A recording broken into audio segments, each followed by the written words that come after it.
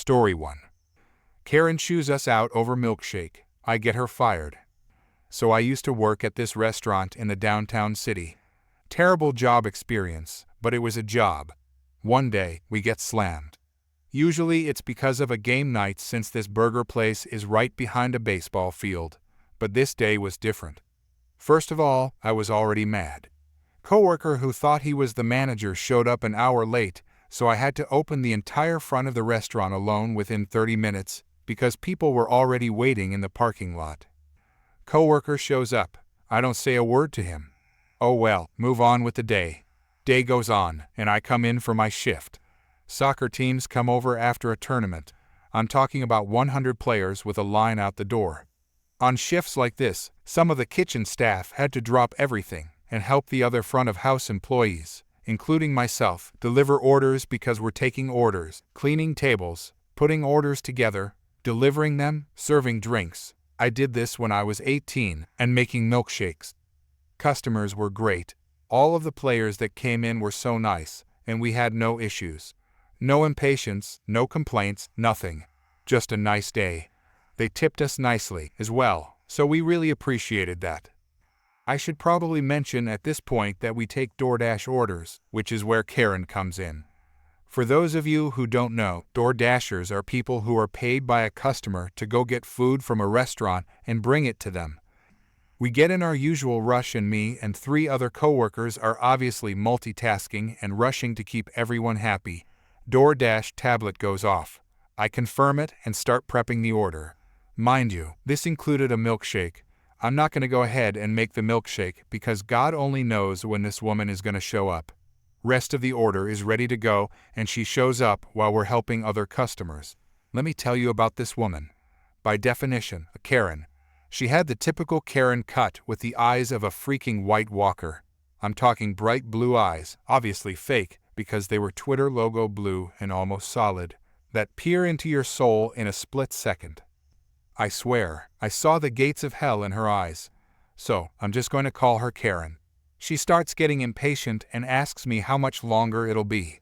I apologize and tell her that it won't be much longer, and I go to start the milkshake. She starts flipping out at my coworkers, and as I'm passing her to get the rest of the DoorDash order, she starts laying it on me.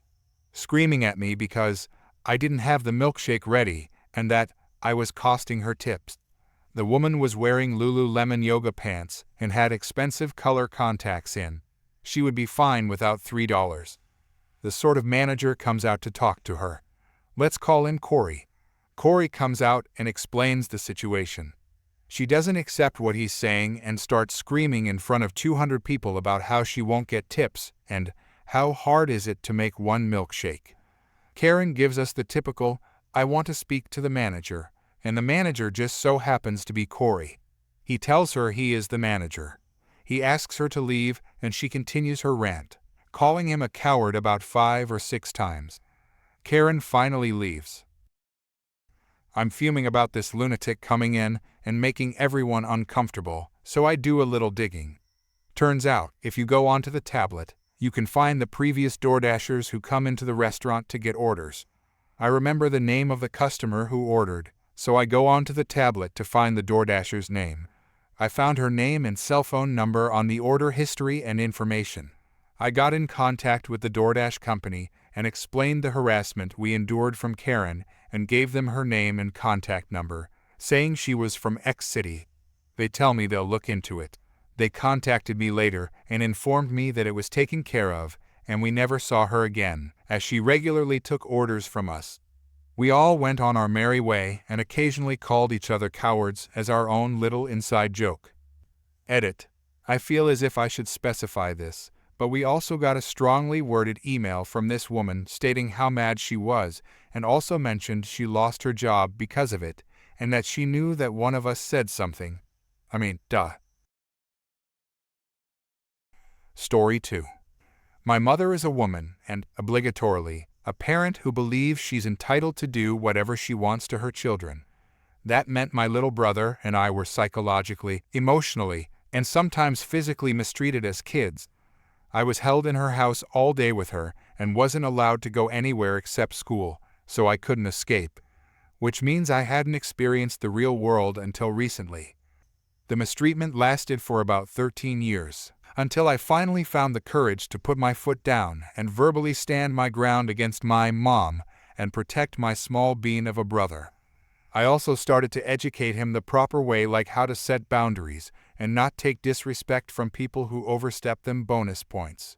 Mother wasn't pleased. For a couple of months, everything went as smoothly as it could. And then the old coronavirus hit, and we were told to stay locked in together. And oh dear, Mother took advantage of us being within her arms, reached to start a whole new sequel of her nonsense. In the span of a few months with her, I reached my limit and called Child Protective Services. For some obscure reason, she found out. Now, let's make a proper introduction of the entitled parent of the day. Entitled Mother, the self-proclaimed good mother, my biological mother. Me, that's me. Small Bean, my little brother. But the story will mainly focus on me and my mother. Now, let the party start. I had just been released from the hospital. I was there for a whole different story, and I called Child Protective Services while lying in the comfort of my not-so-good-looking hospital bed. I stood at the front door of my mother's house, ready to get shooed out. I opened the door and found her drunk on the sofa, flames practically dancing in her eyes. I swear I could feel the heat from the doorway. She got up and walked over to me with all the dignity she had left and spat out. Entitled Mother, I am so mad at you right now. Now, I didn't like the tone she was using, so I guess I didn't think too much before responding. Me? And so am I. Now, say what you want to my face before I turn my back on you. Please note that while I was extremely upset during this conversation, I tried my best to stay civil and act like a decent human being. I didn't want to say anything that might escalate to a physical fight. She wouldn't win, but I wasn't about to strike an older woman. Unlike my mother, I have values. At that point, she started getting more and more agitated, spouting some incoherent phrases I still don't understand to this day.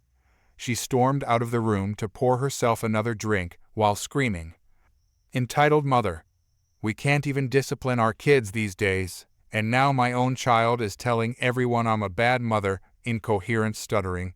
"Is that what you want now? To ruin my life?" Ah yes, the classic, "Oh, I'm such a bad mother," line, you know, the one they use to guilt-trip their kids into feeling sorry for them. That one. Yep. It doesn't work on me anymore. Me. You ruined my childhood and hurt Small Bean. We'll call it even. She then slammed her fist down on the table next to my defiant self. Entitled Mother, what did I do to you, huh? Say it. Me. Okay, let's start with. Entitled Mother, oh, don't you dare talk back to me. I am your mother, and I'm telling you that you're lying. Me. Oh, does that make you angry? That I have a voice and a conscious mind? I know you stopped loving your children the moment they started to speak their mind. Entitled Mother, no, it's because you are my kids and I get to do what I want with you. I fed you and put a roof over your heads. Isn't that enough? She suddenly changed the subject, as if it had become clear to her that she was running out of arguments. Entitled Mother, so what did you say to Child Protective Services? I want to know now what lies you fed them, you ungrateful child. Her face turned even redder when I didn't respond right away. She knew what she did to us, so there were no secrets. Note that I was wearing a smug little smile the whole time, keeping silent just to rile her up a bit more. And now, folks, ladies, gentlemen, and everyone in between, this is where things really hit the fan. Me. Well, first I told them about your drinking problem. That was enough to attract their attention. I took pictures of your empty alcohol bottles as proof. I also have recordings of you insulting and threatening Small Bean recently. And I told them everything about the way you treated us when we were little. You're just getting what you've earned. Entitled Mother, oh, so now I'm not allowed to discipline my children. How dare you record me without my consent? I knew I should have been stricter with you back in the day, then you wouldn't have grown into such a rebel. Not gonna lie, what she said stung. It hit me right in the heart. But I didn't back down, I couldn't. not for my own sanity, and certainly not for the sake of Small Bean. I needed her to see who I was now, and maybe, just maybe, a little justice wouldn't hurt me. Yeah? Well, you know what? Let's see what Child Protective Services thinks of this. Entitled Mother, I did not do anything to you. You're just an overly sensitive, spoiled brat. You tell lies to everyone to make me look bad, incoherent ranting. You're trying to ruin my life. I decided to cut her off. I needed to make my final point. I had enough proof now to finally bring everything to a halt, to make her actions come to light, and maybe, finally, make the pain stop. I'm going to make this clear. We're done. I am done. I'm recording all of this right now. Karma is finally coming your way. We're done. I said it loud and clear as I held up my phone, showing her the red record button blinking steadily on the screen. I wanted her to see for herself how her behavior looked from the outside. She dropped her glass on the table and stared at me in absolute disbelief. 10 full seconds passed while her brain tried to reboot. Then she suddenly spun around, threw open the front door, and stormed out into the street. A couple of minutes after all that chaos, I saw Small Bean open his bedroom door. His face was soaked in tears. He practically ran to me, voice trembling. Small Bean, are you okay? Did she hurt you? Are we getting help? Where did she go? She's gonna get hurt outside. I didn't know why he was so concerned about her whereabouts and safety after everything. I think it just speaks to the kind of heart he has, a golden one. I wanted to cry with him right then and there, but I had to be strong. For him. Don't worry about her. She'll come back, unfortunately. Let's make dinner for ourselves. Do you want pasta? And that's where the story ends.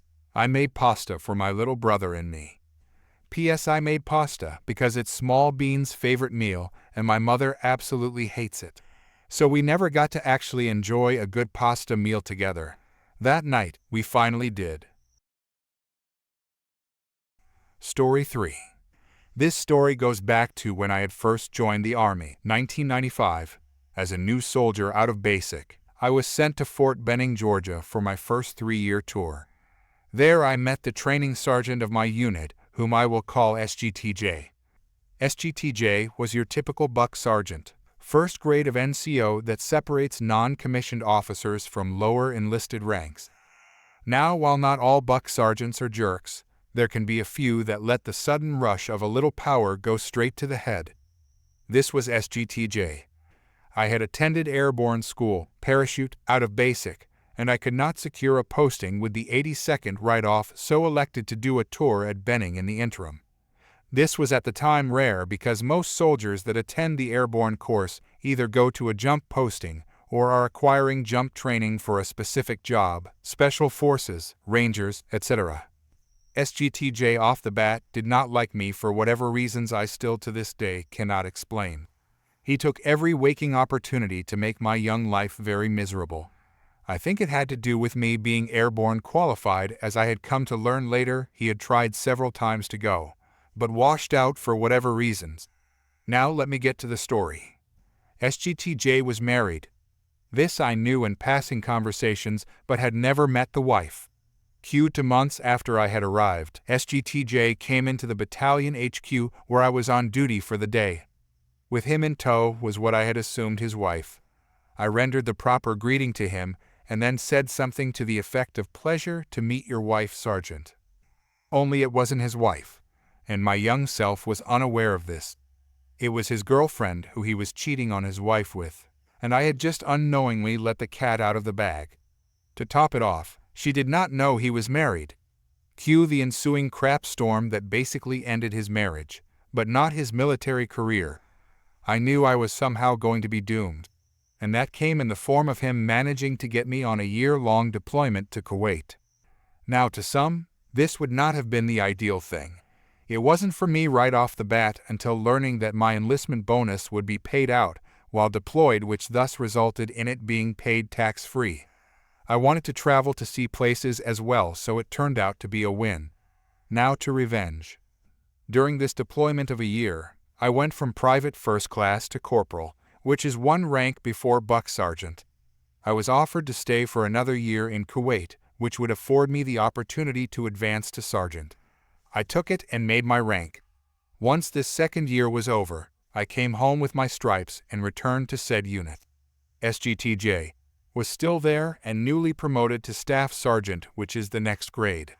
To add to this, he finally got his request to go to airborne school. Through the grapevine, I had learned that SGTJ had a hidden penchant for marijuana, which of course is a no-no in the military. How he managed to escape coming up hot on the P tests, who knows? In a twist of fate, the unit sergeant in charge of scheduling and administering the drug P tests was leaving for another posting. Seeing my opportunity, I jumped on this, requesting through my first sergeant to take on this responsibility. Now there is no set schedule for these tests to be administered, and are generally scheduled on the direction of the unit commander. We were coming up on our mandatory brigade compliance, and I knew that there was this concert event coming up that he was going to. So I scheduled a surprise test, the morning after the concert. No one outside of the direct chain of command was aware of this test. Cue the next morning, everyone is lined up drinking water and getting ready for this drug test. I can see SGTJ is sweating bullets. A day later, I get the results of the unit test and lo and behold, SGTJ has not only come up hot for marijuana, but cocaine as well. Long story short, his 13-year career came to a very quick close. Court-martial, loss of rank to private, and a dishonorable discharge from the Army, and no coveted parachute school for him. And I have lost not one day of sleep. Edit. I just want to state that while this was a surprise test, it was in no way planned to screw over any of my fellow soldiers. Surprise tests happen all too frequently in a unit, and when you have been in one long enough you get to know your troops, and I knew to a 99% degree. I wasn't going to inadvertently catch anyone that was not part of my revenge plan. Note: a dishonorable discharge can ruin your life in the civilian sector, especially one for a serious drug-related offense. Story 4. I'm in my 20s and still collect plushies. It's my money and my life. My friends get it, that's why we hang out. We live close to this Walmart, literally a 2-minute walk from our apartment complex, and often go there just to kill time and browse around. This particular day started like any other. My 2 friends and I decided to head to Walmart for an hour or so, just to look around and maybe grab some snacks. It was a lazy Saturday afternoon with nothing better to do. About half an hour into our shopping trip, I told my friends I wanted to check out some other sections on my own. I mentioned I'd go look at some other stuff and suggested meeting at the front in about 30 minutes. One friend said they'd be in electronics, and the other told me to text if I needed anything. I popped my earbuds in, turned up some Storm, and started wandering around the store. I made my way through the car parts section, not really looking for anything specific, just browsing. Then I headed toward the toy section. That's when I saw them Bendy plushies. I'm a bit of a Bendy and the Ink Machine fan, and our Walmart had never carried any of that merchandise before. I got excited and rushed over to check them out. In my enthusiasm, I accidentally knocked a couple of plushies off the shelf. I paused my browsing to pick them up and put them back neatly. Then I went back to examining the Bendy collection, completely lost in my own world of music and merchandise. I was standing there for maybe 5 minutes, just looking at the different plushies and figures they had, trying to decide which one I wanted to buy, when suddenly, it happened. It happened. I felt a sharp poke in my shoulder. I turned around and there she was, the final boss of retail customers. A stereotypical Karen in her full glory, the distinctive haircut, the designer purse, the outfit that screamed, "I want to speak to your manager." But this one came with an extra harsh Texas Bayou accent that made her even more intimidating. I stared at her for a couple of seconds, noticed her irritated expression, then turned back to looking at the Bendy merchandise, assuming she had poked me by accident. That's when she yanked my earbuds out with such force they crashed to the floor. I angrily asked what her problem was. Karen scolded me about my language and demanded to know why I was listening to music instead of helping customers. Confused, I asked what she meant. She got even angrier, demanding to know why I wasn't doing my job and insisting she needed my manager right away. I tried explaining that I didn't work there. She refused to believe me, accusing me of lying. She pointed her finger at me, threatening that I either help her because her kids and husband were waiting, or she'd get my manager and have me fired. I slowly repeated that I didn't work there, emphasizing each word. At this point, I decided I was done with the situation.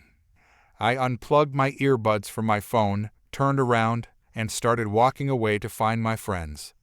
Behind me, Karen continued yelling, but I kept walking. A few seconds later, I felt a firm grip on my arm and a violent pull. This woman was now literally dragging me away. I cried out in pain and told her to let me go. She declared she was taking me to my manager. She pulled me out of the toy aisle with surprising strength for someone her size. After we cleared the toy section, I threw myself forward and managed to make her lose her balance. She stumbled but didn't fall.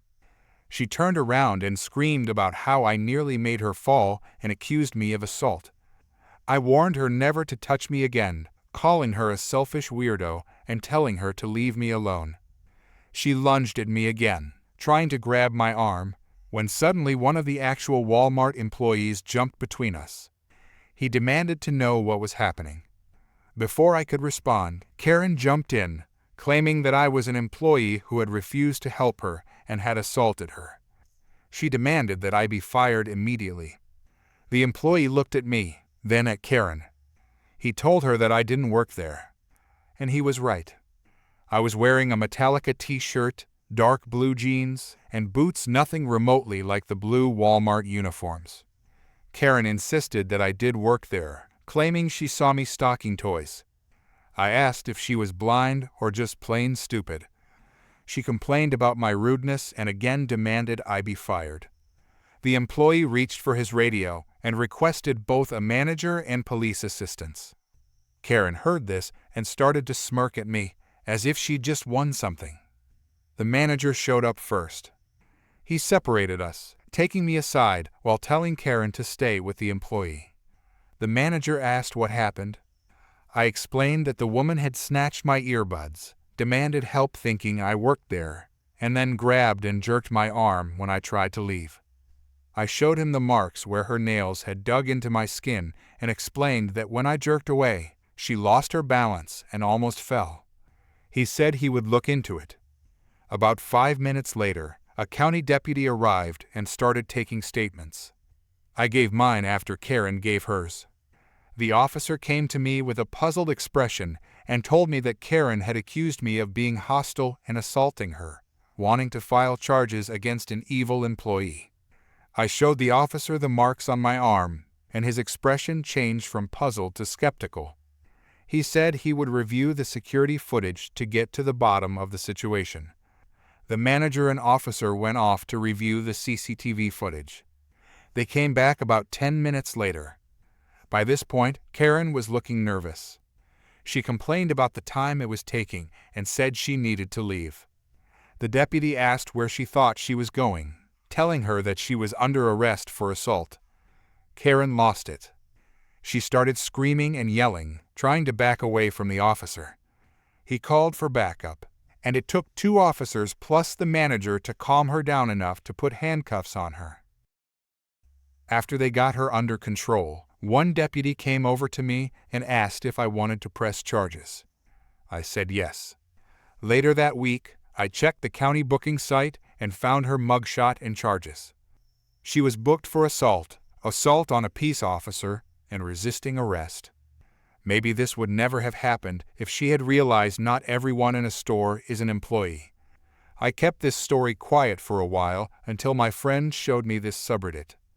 I figured you all might like the tale of the Karen who couldn't tell the difference between a metalhead and a Walmart employee. Oh, and yes, I did go back and buy a Bendy plushie after all the excitement died down.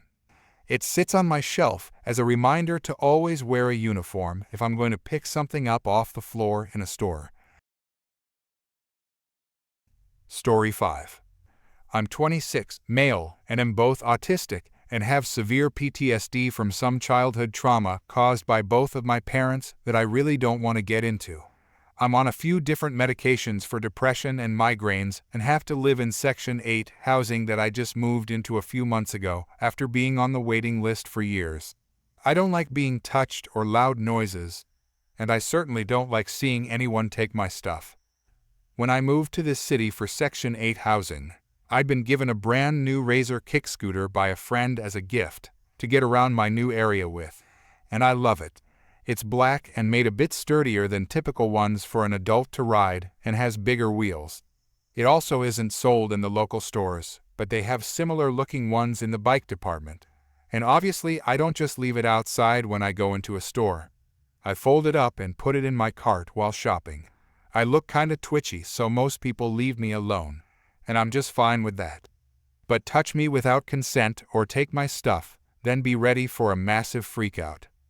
I went down the canned food aisle and started browsing the chunky soup. When I picked what I'd wanted and put the cans in the cart, I noticed my scooter was gone, and there was a woman with a kid fast walking away while carrying it. I shouted after them to return my scooter, but they ignored me, so I abandoned my cart to chase them. When I caught up to the lady and the kid, I tried to take my scooter back, and the kid screamed so loud my eardrums felt like they were gonna pop, and the Karen mom shoved down, while yelling something I didn't hear because my ears were ringing and my brain just stopped working for a moment. A manager noticed the commotion and came to see what the trouble was. I didn't even get a chance to speak when the Karen started calling me a creep and was demanding I be thrown out. I kept trying to explain what really happened, but the Karen just kept yelling over me. We were separated and I was made to sit in an office.